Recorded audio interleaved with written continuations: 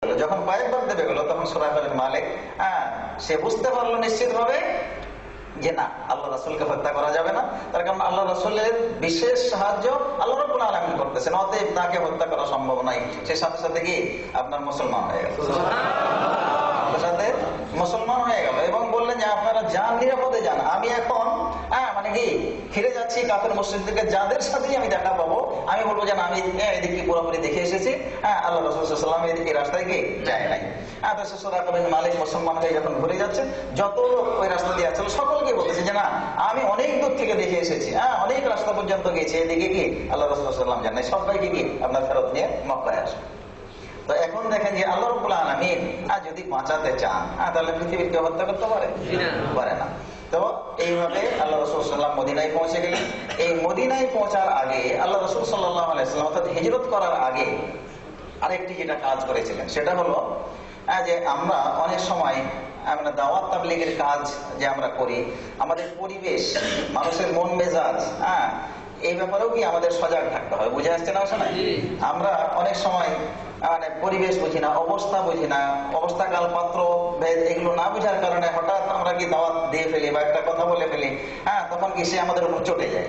তাহলে আমাদের আপনার কি অবস্থাও কিন্তু বুঝতে হবে যে আসলে আগে দাওয়াতের পরিবেশটা আমাদেরকে তৈরি করতে হবে এবং যে দাওয়াত দিবে তাকে নির্ভরযোগ্য একজন ব্যক্তি কি আপনার হতে হবে। কোরআন এবং হাদিসের পর্যাপ্ত জ্ঞান যদি আমার এবং আপনার না থাকে একজন দায়ী, তাহলে সেক্ষেত্রেও কিন্তু আমাদের দাওয়াতে আমরা বিফল হয়ে যাবো। বুঝে আসছে? আমরা একজনকে দাওয়াত দিচ্ছি, আমার কাছে কোনো জ্ঞান নাই, কোরআন হাদিসের কোনো দলিল নাই, প্রমাণ নাই, আমি বললাম যে এটা ঠিক না। এখন যখনই বলো ঠিক মতো দলিল দাও, যখন দলিল চাইবে তখন আমি কোত্থেকে দিব?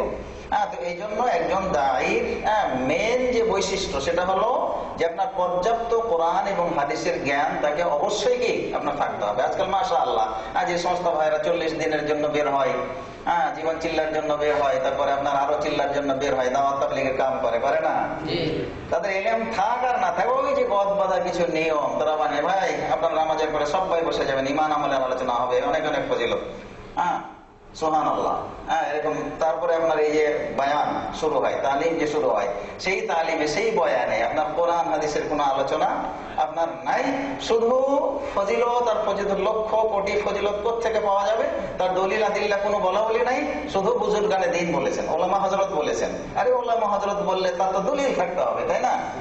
এই দলিল প্রমাণ ছাড়া মানুষকে কি করা হয়?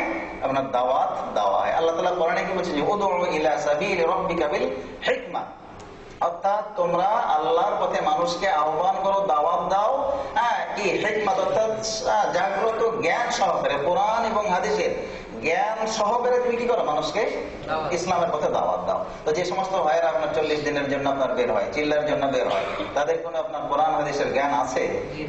কোরআন হাদিসের কোনো জ্ঞান নেই, ওই সেই ফাজাইল আমাল আরো কিছু এগুলো নিয়ে শুধু পড়া হয়। ওখানে আপনার তাফসীর পড়ানো, তাফসীরের কোনো আলোচনা নাই। তারপরে আপনার কি সিয়াসত তার হাদিসের আপনার এই আলোচনাগুলো নাই। তারপরে আপনার তাওহীদের কোনো আলোচনা নাই। তাওহীদ কাকে বলে সেই জিনিসটা জানে না। আল্লাহ রাসূল সাল্লাল্লাহু আলাইহি ওয়াসাল্লাম দাওয়াত আপনার 10 বছর পর্যন্ত, 13 বছর পর্যন্ত মক্কায় যে দাওয়াত দিলেন, দাওয়াতটা কিসের ছিল? তাওহীদের দাওয়াত ছিল, আল্লাহর একাত্মবাদ, যে আল্লাহ ছাড়া অন্য কাউকে মানা যাবে না, অন্য কাউরির উপর আস্থা রাখা যাবে না, সর্বক্ষেত্রে আমার জীবন মরণ চলা ফেরা সর্বক্ষেত্রে একমাত্র আল্লাহ রাব্বুল আলামিনকে আপনার কি স্রষ্টা হিসাবে এবং ক্ষমতাশালী হিসাবে আমাদেরকে মেনে নিতে হবে, এটাই আল্লাহ রাসূল সাল্লাল্লাহু আলাইহি ওয়াসাল্লামের দাওয়াত ছিল। নামাজ কখন ফরজ হয়? নামাজ তো বহু পরে ফরজ হয়েছে, হয় না? বহু পরে নামাজ, হিজরতের 1 বছর আগে কি হয়েছে? আপনার নামাজ ফরজ হয়েছে। তাহলে এর আগে আল্লাহ রাসূল সাল্লাল্লাহু আলাইহি ওয়াসাল্লাম কিসের দাওয়াত দিয়েছেন? কালিমার দাওয়াত দিয়েছেন। এই তাওহীদের দাওয়াত না থাকার কারণে যদি আজকে আমাদের ওই সমস্ত ভাইয়েরা, তাবলীগ ভাইয়েরা যদি আপনার তাওহীদের দাওয়াত, এই দাওয়াত যদি মানুষের কাছে পৌঁছে দিত, তাহলে বহু মানুষ তাদের ঈমানকে আপনার রক্ষা করতে পারতো শিরক থেকে। এবং নবী মুহাম্মদ রাসূলুল্লাহ সাল্লাল্লাহু আলাইহি ওয়াসাল্লামের সুন্নাতের যে দাওয়াত, যদি এরকম এই সুন্নাতের দাওয়াতের পিছনে যদি আপনার চিল্লা যদি লাগাতো, তাহলে আপনার সমাজ থেকে সমস্ত বিদআত আপনাকে উৎখাত হয়ে যাবে। তারা যে শ্রমটা দিচ্ছে, বুঝে আসছে না? আসে নাই? তাহলে আমাকে এবং আপনাকে দাওয়াত দিতে হবে আপনার কি অভিজ্ঞতা, কোরআন হাদিসের জ্ঞান সহকারে মানুষের কাছে দিতে হবে এবং অভিজ্ঞ দায়ীর দ্বারাই কি আলোচনা আমাকে করতে হবে। যে কোনো মানুষ, আপনি বের হন, আপনার একটা চিল্লা দিতে বের হন, সাধারণ মানুষ, জীবনেও কি আপনার হাদিস করেন কিছুই পড়ে নাই, তাকে আপনার উঠিয়ে দিয়েছে বক্তৃতা দিয়ে, হ্যাঁ, আপনারা এই বলতেছে মুখস্থ হয়ে গেছে, মানে ওদের বক্তৃতা কিন্তু সব মুখস্থ। হ্যাঁ, আপনার ওই মুখস্থ বক্তৃতা একবারে সে বলতেছে। হ্যাঁ, কোনো দাড়ি কমায়, কোনো বেশ কম নাই। হ্যাঁ, মানে ওই যে একজন যে আলোচনা করছে কোনো বেশ কম নেই, দাড়ি কমায়। হ্যাঁ, একজন যে বক্তৃতা দেয় সারা এতেই দেখেন আপনারা একই আলোচনা সুন্দর করে একবারে বলে দেবে, কিচ্ছুই জানে না, অথচ এমন সুন্দর ভাবে মানে ঘটনাগুলোকে মানে সাজিয়ে মুখস্থ করে নেয় যে আপনার তারা কি সুন্দরভাবে মানুষের কাছে ঘটনাগুলো একবারে গদবাধা নিয়মে কি বলে দেয়। তো আসলে তো দাওয়াতের না, আল্লাহ রাসূল সাল্লাল্লাহু আলাইহি সাল্লাম এই মদিনার পরিবেশ, যখন এই পরিবেশকে তৈরি করার জন্য, মানে ইসলাম খালি দাওয়াত দিলেই তো হবে না, আগে পরিবেশটাকে কি করতে হবে, তৈরি করতে হবে। যার কারণে আল্লাহ রাসূল সাল্লাল্লাহু আলাইহি সাল্লাম মদিনাকে ইসলামী পরিবেশ তৈরি করার জন্য সর্বপ্রথম যে দায়ী, ইসলামের সর্বপ্রথম দায়ী, হ্যাঁ মানে ইসলামের আহ্বানকারী, ওনার নাম কি? ওনার নাম হচ্ছে মুসআব বিন উমাইর। ওনার নাম কি? মুসআব বিন উমাইর। এই মুসআব বিন উমাইর রাদিয়াল্লাহু তাআলা আনহুকে আল্লাহ রাসূল সাল্লাল্লাহু আলাইহি সাল্লাম আপনার কি করলেন, আপনার পাঠালেন। কোথায় পাঠালেন? আপনার মদিনায় পাঠালেন। হ্যাঁ, মদিনায় পাঠালেন। তো তিনি এত অভিজ্ঞ, এত পণ্ডিত লোক ছিলেন, হ্যাঁ, যে তিনি এই তার পাণ্ডিত্যের গুণাবলী দিয়ে মানুষকে ইসলামের পথে কি করতে লাগলেন, আহ্বান জানাতে লাগলেন। আর দায়ের সবচেয়ে বড় বৈশিষ্ট্য হচ্ছে যে মানুষের সাথে সুন্দর আচার ব্যবহার করা। অর্থাৎ মানুষের সাথে আপনি যে দাওয়াত দিবেন তার সাথে যদি আপনি ভালো আচরণ না করেন, ভালো ব্যবহার না করেন, তাহলে আপনার দাওয়াতের প্রভাব তার উপর কি আপনার পড়বে না। এই জন্য আচরণ দিয়ে আপনাকে কি করতে হবে, মন জয় করতে হবে। তারপরে যখন কি করবে, যখন আমরা তার মন জয় করবো, তখন যদি আমি তাকে কি করি, ইসলামের কথা শোনাই, ভালো কথা যদি শোনাই, কোরআন এবং সহিহ হাদিসের কথা যদি আমাদের শোনাই, তখন সে অটোমেটিক তার মনে না, লোকটা এত যেহেতু ভালো, আমার সাথে ব্যবহার যেহেতু এত ভালো করেছে, অবশ্যই তার কথাটা কি সঠিক হতে পারে। তাই মুসআব বিন উমাইর রাদিয়াল্লাহু তাআলা আনহু এত সুন্দর, তার চরিত্র, তার আচার আচরণ, ব্যবহার সবকিছুই কি এত সুন্দর ছিল যে এই মুসআব বিন উমাইর রাদিয়াল্লাহু তাআলা আনহু উনি আপনার মদিনায় এরকম একটা এত সুন্দর পরিবেশ মানে তৈরি করলেন যে আপনার সমস্ত মদিনাবাসীরা এই উদ্বুদ্ধ হয়ে, মানে মুসআব বিন উমাইরের কথায় উদ্বুদ্ধ হয়ে তারা সবাই গিয়ে আপনার এই ভালো আচার আচরণের কারণে, সুন্দর ব্যবহারের কারণে আপনার ইসলাম কবুল করতে শুরু করলেন। এবং পুরা মদিনা আপনার কি ইসলামী পরিবেশ যখন তৈরি হয়ে গেল, আল্লাহ রাসূল সাল্লাল্লাহু আলাইহি সাল্লাম আপনার কি আসলেন, আর আসার সাথে সাথে সবাই মদিনাবাসী কি আপনার আল্লাহ রাসূল সাল্লাল্লাহু আলাইহি সাল্লামকে অভ্যর্থনা জানালেন। বুঝে আসছে? আল্লাহ রাসূল মদিনায় আসলেন, আসার পরে আপনার সর্বপ্রথম তিনি যে কাজটি করেছিলেন, সেই কাজটি ছিল কি আপনার মসজিদ প্রতিষ্ঠা করা। যে মসজিদটা আপনার তাকওয়া মসজিদ বলা হয়, মানে আল্লাহর ভীতি উপরে ভিত্তি। এই মসজিদের নাম হচ্ছে আপনার মসজিদে কুবা, মসজিদে কুবা। তো সর্বপ্রথম আল্লাহ রাসূল সাল্লাল্লাহু আলাইহি সাল্লাম মদিনায় আপনার কি করলেন, কুবা নামক স্থানে একটা মসজিদ নির্মাণ করলেন। এই মসজিদের অনেক ফজিলত আছে। অর্থাৎ আল্লাহ রাসূল সাল্লাল্লাহু আলাইহি সাল্লাম বলেছেন যে কুবা মসজিদে কেউ যদি আপনার 2 রাকাত সালাত আদায় করে, তাহলে একটা উমরার কি সওয়াব পাবে, একটা উমরা করার কি সওয়াব পাবে। অর্থাৎ মক্কা না গেলেও কি উমরা করার সওয়াব আমরা পেতে পারি। তো মসজিদে কুবায় 2 রাকাত নামাজ পড়লে উমরার সওয়াব পাওয়া যায়। তো এইভাবে আল্লাহ রাসূল সাল্লাল্লাহু আলাইহি সাল্লাম প্রথম মসজিদ কি করলেন, কুবা নির্মাণ করলেন। এরপরে আরেকটু অগ্রসর হয়ে অর্থাৎ মসজিদে নববী যেটা আর কি এখন, ওইখান থেকে মোটামুটি 5-6 কিলোমিটার কুবা আর কি। অর্থাৎ মক্কার দিক থেকে মদিনায় আসতে আগে পড়বে কুবা, তারপরে আপনার কি মসজিদে নববী। মক্কা থেকে মদিনার দিকে যাওয়ার পথে, আবার মদিনা থেকে মক্কার দিকে আসার পথে আগে পড়বে আপনার কি নববী, তারপরে হলে কি মসজিদে কুবা। তো এই মসজিদে কুবা আল্লাহ রাসূল সাল্লাল্লাহু আলাইহি সাল্লাম নির্মাণ করলেন এবং সেই মসজিদকে বলা হয়েছে তাকওয়ার মসজিদ। আর এইভাবে আল্লাহ রাসূল সাল্লাল্লাহু আলাইহি সাল্লাম পরিবেশ তৈরি করে আপনার মদিনায় আসলেন। মদিনায় আসার পরে এই বিভিন্ন ভাবে আপনার যুদ্ধ, বদরের যুদ্ধ হলো, উহুদের যুদ্ধ হলো, খাইবার খন্দকের যুদ্ধ হলো, অর্থনৈতিক ভাবে যখন সচ্ছল হলো, এবং তারপরে আপনার মক্কা কি করলেন, বিজয় করলেন। তো এই যে মদিনায় আসলেন, এই মদিনায় আসার পর থেকেই আপনার কি আসার পর থেকেই আল্লাহ রাসূল সাল্লাল্লাহু আলাইহি সাল্লাম যেই বছর আসলেন, সেই সাল থেকে, সেই বছর থেকে উমর রাদিয়াল্লাহু তাআলা আনহু তিনি কি করলেন, আপনার এই হিজরি সালের গণনা প্রচলন করলেন। যার পরিপ্রেক্ষিতে আজ থেকে আপনার এখন 1400 1436 হিজরি, 1436 হিজরি। এই 1436 হিজরি এখন বর্তমানে চলতেছে, অর্থাৎ আজ থেকে 1400 বছর আগে আল্লাহ রাসূল সাল্লাল্লাহু আলাইহি সাল্লামের আপনার কি হয়েছিল, জন্মগ্রহণ হয়েছিল। এবং আল্লাহ রাসূলের মরা অর্থাৎ হিজরত যে বছর থেকে করেছেন সেই বছর থেকে আপনার কি হিজরি সালের যেহেতু গণনা শুরু হয়েছে, তো তখন থেকে নিয়ে আপনার 1436 হিজরিতে আমরা এসে পদার্পণ করেছি, পা রেখেছি। তো এই হিজরি সনের তাৎপর্য হচ্ছে অনেকগুলো শিক্ষা। তার মধ্যে আপনার এই যে কথাগুলো বললাম, যে তাও একজন দায়ী কি বৈশিষ্ট্য হবে, দাওয়াত তাবলীগের সিস্টেমটা কিরকম হতে হবে। শুধু গাঁঠি বেঁধে আপনার বিভিন্ন ভাবে চলবেন, কোরআন হাদিসের কোনো কথা বলবেন না, আপনার ইলম কালাম থাকবেন, আপনি মানুষকে দাওয়াত দিবেন, সেই দাওয়াতে আরো হিতে বিপরীত হতে পারে। অর্থাৎ পথ প্রদর্শন তো দূরে থাকে, আরো গুমরাহ হওয়ার কি আছে সম্ভাবনা রয়েছে, এবং কোনো বিদআতি কোনো শিরকি দাওয়া কি আপনার যাবে না। তো এই ব্যাপারে আমাদেরকে খুব সজাগ থাকতে হবে। আল্লাহ রাসূল সাল্লাল্লাহু আলাইহি সাল্লাম মদিনায় এসে এমন এক শান্তির দেশ প্রতিষ্ঠা করলেন। মদিনায় যারা আসলো, আল্লাহ রাসূল সাল্লাল্লাহু আলাইহি সাল্লাম অন্যান্য সাহাবীদেরকে যারা আপনার সহযোগিতা করলো, দুইটা আপনার কি হলো এখানে, যে দুই ধরনের লোক। একটা হলো যারা হিজরত করে আসলো, তাদের উপাধি দেওয়া হলো কি মুহাজির। তাদের উপাধি কি দেওয়া হলো? মুহাজির। মুহাজির মানে হলো যারা নিজের মাতৃভূমিকে পরিত্যাগকারী, মানে ছেড়ে দিয়ে ইমানকে রক্ষার জন্য আপনার কি মানে তারা হিজরত করে অন্য দেশে আসলেন। এবং এই হিজরত কিয়ামত পর্যন্ত কি আপনার বাকি থাকবে। অর্থাৎ যদি আমার ঈমান বা আমার আমলের কোনো ক্ষতি হওয়ার সম্ভাবনা থাকে, আমি হয়তো মানে সঠিক আমল করতে গেলে আমাদের এলাকায় থাকাটা আমার জন্য কি দুষ্কর যদি হয়ে যায়, তাহলে সেক্ষেত্রে সঠিক আমল ঠিক রাখার জন্য, সঠিকভাবে কোরআন হাদিসের আমল ঠিক রাখার জন্য যেই এলাকা যেখানে পরিবেশ আছে, আমাকে দরকার হলে সেখানেও কি হিজরত করতে হবে। বুঝে আসছে না? আসে নাই? আপনারা সহি আমল করতে যান, গ্রামে কিন্তু অনেক সমস্যা তৈরি হবে, আপনি বিদাতি আমলকে আপনি মানে ছাড়ার জন্য যদি আপনি সমাজে আপনার দাওয়াত দিতে যান, আপনার জন্য বহু সমস্যা তৈরি হতে পারে। যেমন কোনো অমুসলিম, কোনো হিন্দু যদি মুসলমান হয়, তাহলে তার পরিবার কি সহজে মেনে নিবে না। কোন হিন্দু বা কোনো অমুসলিম বা কোনো বৌদ্ধ বা কোনো খ্রিস্টান, তারা যদি মুসলমান হয়, ইসলাম যদি কবুল করে, তাহলে তার পরিবার সর্বপ্রথম তাকে কি করবে? বয়কট করবে, যে না, তুমি যে কথা বলতেছো এই কথা তো আমরা মানতে পারি না, যাও, আমি তোমাকে কি ছেলে হিসেবে আর নিব না। ঠিক এরকম ভাবে সর্বপ্রথম বাধা আসবে পরিবার থেকে, তারপরে বাধা আসবে থেকে সমাজ থেকে, গ্রাম থেকে, এরপরে কি সমাজ থেকে।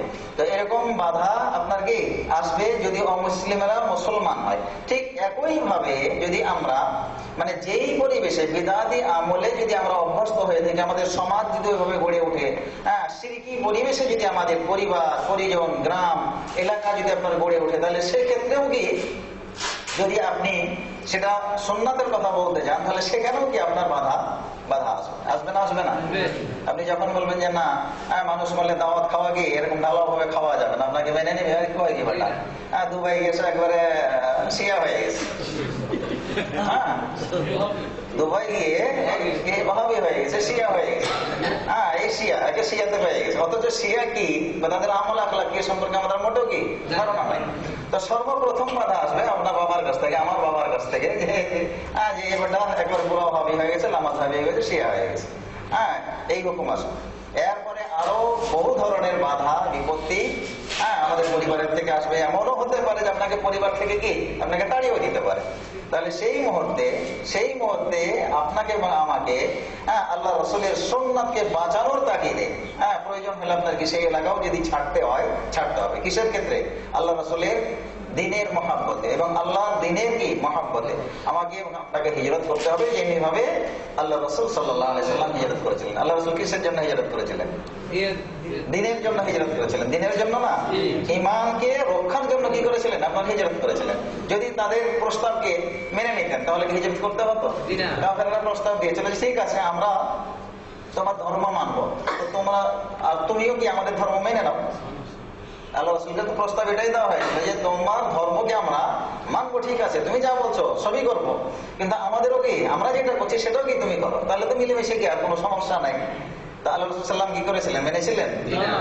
আল্লাহ রাসূল মানেন নাই। কেন মানেন নাই? যে তাদের ধর্মটা কি ছিল? আপনার সঠিক ছিল না।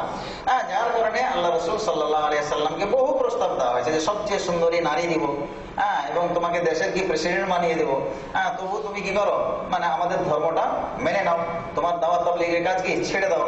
তাহলে রাসূল সাল্লাল্লাহু আলাইহি ওয়াসাল্লাম কি সেটা মানেন নাই, যার কারণেই তো আপনার আল্লাহ রাসূলকে আপনার হত্যা করার জন্য কি তারা উঠে পড়ে লেগেছিল। তো আমাদেরও অবস্থা কিন্তু এখন এরকম, আমাদের বাংলাদেশের অবস্থা, যেহেতু আমরা সেই শিরক বিদাতের উপর আপনার শো বছর থেকে কি আমাদের চলে আসছে। এখন যদি আপনি এই বিদাতের বিরুদ্ধে বলতে যান, শিরকের বিরুদ্ধে বলতে যান যে মাজারে গিয়ে সিজদা করা যাবে না, হালুয়া রুটি দেওয়া যাবে না, গরু দেওয়া যাবে না, গরু দিলে আপনার একটা শিরকের পর্যায়ে চলে যাবে, তারপরে আপনার কি আপনার যদি বলেন যে পীর ধরার কোনো প্রয়োজন নাই, পীর ছাড়াই কি আমাদের নিজের আমল দিয়ে কি মানে আমরা জান্নাতে যেতে পারি, এই কথাগুলো যদি বলেন, তাহলে কি আপনার অবস্থা কি দাঁড়াবে? আমাদের দেশের বিশ্বাস হয়ে গেছে যে আপনার কোন পীর ছাড়া জান্নাতে যাওয়া যাবে না, এটা আমাদের বিশ্বাস।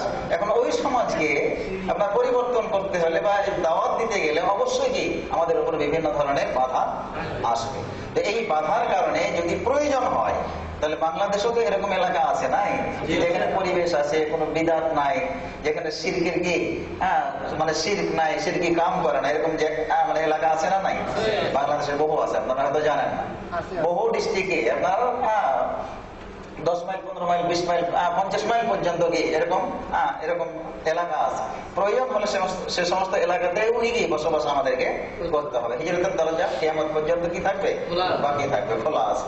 তো যাই হোক, আল্লাহ রাসূল সাল্লাল্লাহু আলাইহি ওয়াসাল্লাম হিজরত করলেন, মদিনায় দ্বীনকে প্রতিষ্ঠা করলেন, এবং এই যা আল হক ওয়া যাহাকাল বাতিল, হক আপনার কি চলে আসলো, বাতিল কি হয়ে গেল, সমাজ থেকে আপনার দূর হয়ে গেল। আল্লাহ রাসূল সাল্লাল্লাহু আলাইহি ওয়াসাল্লাম আপনার বহু সাহাবীকে নিয়ে আল্লাহ রাসূল সাল্লাল্লাহু আলাইহি ওয়াসাল্লাম কোথায় গেলেন? আপনার মক্কা গিয়ে মক্কা বিজয় করলেন, এবং যারা ইসলামের চরম শত্রু ছিল তারাও কি আপনার মুসলমান হয়ে গেলেন। তার মধ্যে উল্লেখযোগ্য যেরকম আপনার ওয়াহশী, যে ওয়াহশী উহুদের যুদ্ধে আল্লাহ রাসূল সাল্লাল্লাহু আলাইহি সাল্লামের চাচা হামজাকে আপনার কি করেছিলেন, নির্মম ভাবে আপনার হত্যা করেছিল। আর সেই হামজার আপনার কি কলিজা বের করে রক্ত আপনার কি করেছিল, মাথা নিয়ে আপনার উল্লাস প্রকাশ করেছিল কে? হিন্দা, আবু সুফিয়ানের স্ত্রী। তো আবু সুফিয়ান সেও ইসলামের চরম দুশমন ছিল। সেই আবু সুফিয়ান, সেই হিন্দা, তারপরে আপনার সেই ওয়াহশী, তারা সবাই কিন্তু আপনার কি মুসলমান হয়েছিলেন, সবাই কি মুসলমান হয়েছিলেন। আল্লাহ রাসূল সাল্লাল্লাহু আলাইহি ওয়াসাল্লাম যখন মক্কা যখন বিজয় করলেন, আল্লাহ রাসূলের আদর্শ দেখেন, মক্কা যখন বিজয় করলেন, এই সমস্ত ইসলামের চরম শত্রুদেরকেও আল্লাহ রাসূল সাল্লাল্লাহু আলাইহি ওয়াসাল্লাম, যারা ইসলাম কবুল করেছিল তাদেরকেও ক্ষমা করে দিলেন, এবং যারা ইসলাম কবুল করে নাই তাদেরকেও আল্লাহ রাসূল সাল্লাল্লাহু আলাইহি ওয়াসাল্লাম সাধারণ ক্ষমা আপনার কি ঘোষণা দিয়ে দিয়েছিলেন যে তাদের জন্য কি সাধারণ ক্ষমা। আমাদের দেশে আমাদের মহান নেতারা সাধারণ ক্ষমা করেও কিন্তু আবার কি পরবর্তীতে কাজে না, উনি ক্ষমা করেছেন, এখন আমরা কি করবো, মানে বিচার করবো, এরকম হয় না? আল্লাহ রাসূল সাল্লাল্লাহু আলাইহি ওয়াসাল্লামের আদর্শ মানে কত সুন্দর ছিল, তার মানে কত মানে উদার ছিল, আর আমাদের নেতাদেরও কি আদর্শ কত উদার ছিল। আসলে যদি আমরা পর্যালোচনা করে দেখি, তাহলেও কিন্তু আসলে দেখা যায় যে আমাদের বর্তমান যারা নেতা এবং আমাদের স্বাধীনতার যিনি আপনার কি মানে প্রবর্তক, যিনি স্বাধীনতার জন্য মানুষকে কি করেছেন, উদ্বুদ্ধ করেছেন, অর্থাৎ বঙ্গবন্ধু শেখ মুজিবুর রহমান, অর্থাৎ তার যে উদারতা, মানে ইতিহাস যদি এগুলো পড়ে দেখেন, মানে কল্পনাই করা যায় না, মানে তার আদর্শ এত মানে ভালো ছিল। শেখ মুজিবুর রহমান মানে তার যে একটা ক্ষমা, মানুষের প্রতি যে একটা মানে সহৃদয়, এটা কিন্তু কি বহু প্রেক্ষাপটে কি আপনার প্রমাণ পাওয়া যায়, যার কারণে মানুষ তাকে কি অনেকেই ভালোবাসে না, অনেকেই ভালোবাসে। কি কারণে? যে তার ভিতরে কি ছিল, আপনার অনেক নম্রতা, ভদ্রতাই ছিল। কিন্তু বর্তমান যারা আমরা তাদের উত্তরাধিকারী, আমাদের ভিতরে দাম্ভিক, অহংকার মানে বলার অপেক্ষা রাখে না। তো যাই হোক, আমরা সেদিকে যাচ্ছি না। আল্লাহ রাসূল সাল্লাল্লাহু আলাইহি ওয়াসাল্লাম মক্কা বিজয় করলেন, এই সমস্ত চরম শত্রুদেরকে আল্লাহ রাসূল সাল্লাল্লাহু আলাইহি ওয়াসাল্লাম কি করলেন? ক্ষমা করে দিলেন। কি করলেন? ক্ষমা করে দিলেন।